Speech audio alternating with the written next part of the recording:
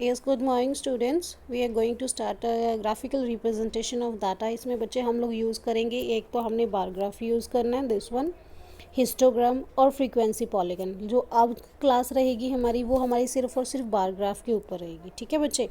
अब bar graph में होता क्या क्या, बार ग्राफ में आपके पास सिंपल एक डाटा दे रखा होता है जिसके अकॉर्डिंगली कुछ फ्रीक्वेंसी दे रखी होती।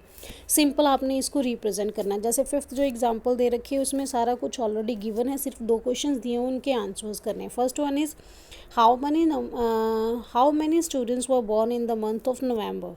तो नवंबर के मंथ में हमने देखना है कितने स्टूडेंट्स बॉर्न हुए हैं। See this is the November section. तो इसका आप इसके साथ मेजर करोगे तो 4 के ऊपर जा रहा है ना, ये लाइन 4 के ऊपर जा रही है। तो यहाँ पे हमारे पास इन्फॉर्मेशन मिल गई कि कितने स्टूडेंट्स नवंबर में बॉर्न हुए हैं, 4 स्टूडेंट्स। उसके बाद in which month maximum number of students born, तो ये मैक्सिमम रिप्रेजेंट कर रहा है कौन से मंथ में, अगस्त के मंथ में। ठीक है बच्चे। तो ऐसे ही हमारे पास ये 6 एग्जाम्पल है जिसमें हमें खुद से बनाना है बार ग्राफ। ठीक है। अब देखो क्या होता है।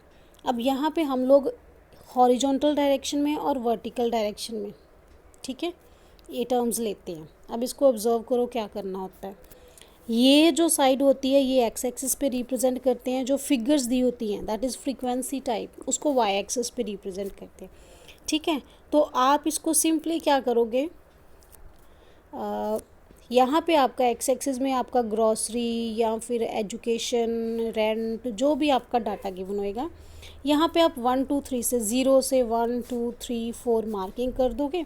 मान लो ग्रॉसरी पे अगर 4 5 का बताया हुआ तो आप ऐसे बना दोगे। ऑलरेडी वैसे बना के रखा हुआ है, ये डाटा ऑलरेडी गिवन है जिसमें ग्रॉसरी, सारा ग्रॉसरी हो गया, रेंट हो गया, एजुकेशन, जो भी आपका डाटा एक्स एक्सिस के अलॉन्ग वो गिवन है, उसके अकॉर्डिंगली जो एक्सपेंडिचर गिवन है वो आपके वाई एक्सिस के अलॉन्ग गिवन है।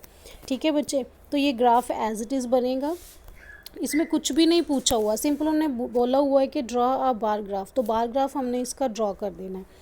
इसी पर बेस्ड हमारे पास जो है एक्सरसाइज के हम करेंगे, क्योंकि नेक्स्ट हमारा हिस्टोग्राम है वो हम कल डिस्कस करेंगे।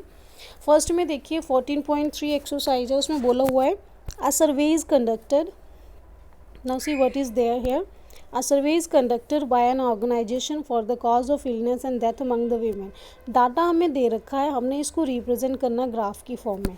अब ये हमारा एक्स एक्सिस के अलॉन्ग रहेगा, ये डाटा आपका जो है वो वाई एक्सिस के अलॉन्ग रहेगा। ठीक है। अब एक्स एक्स के अलॉन्ग क्या, तो इसको ड्रॉ करेंगे बिल्कुल ऐसा। वाई एक्सिस, अब देखो यहाँ पे हमें स्केल का प्रॉब्लम आएगा। ठीक है। Data given in terms of point 22 4 31।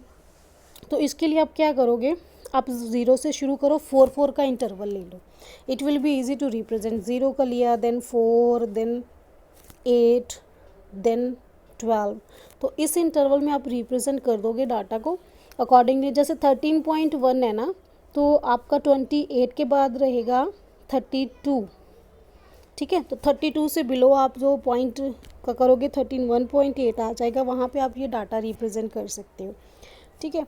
उसके लिए फर्स्ट पॉइंट तो हमारा कंडीशन क्लियर हो गया। सेकंड में उन्होंने पूछा हुआ है which condition causes major illness. तो जो बेटा डेफिनेटली फ्रीक्वेंसी में जिसकी वैल्यू सबसे ज़्यादा वो मैक्सिमम रहेगा। तो ये जो कंडीशन है that is reproductive health condition, इसके रिगार्डिंग जो है वो मैक्सिमम कॉजेज़ आ रहे हैं।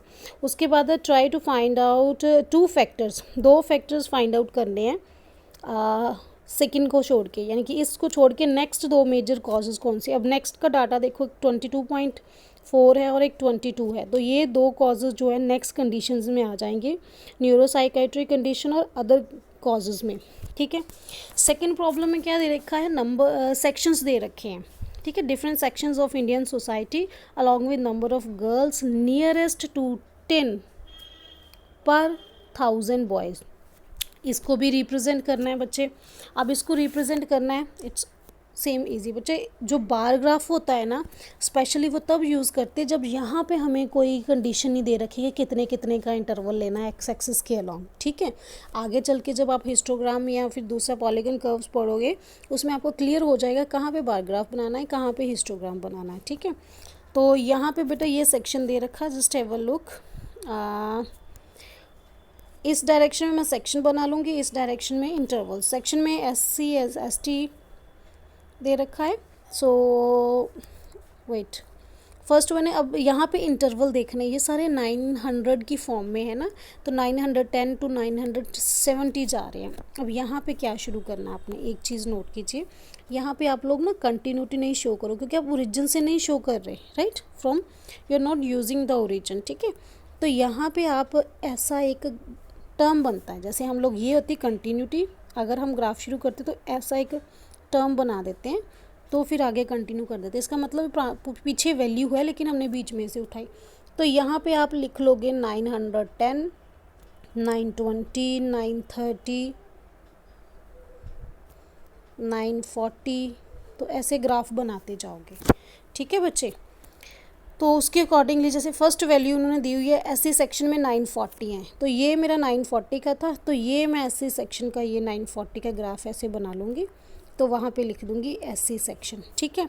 नेक्स्ट वैल्यू क्या दे रखी है आपको, 56 दे रखी है, नॉट दिस वन, यहाँ पे है एसटी का 970 है, तो अब जहाँ पे आपका 970 रहेगा वहाँ पे आप एक और ग्राफ बना दोगे, वो आप एसटी के लिए बना दोगे, ठीक है।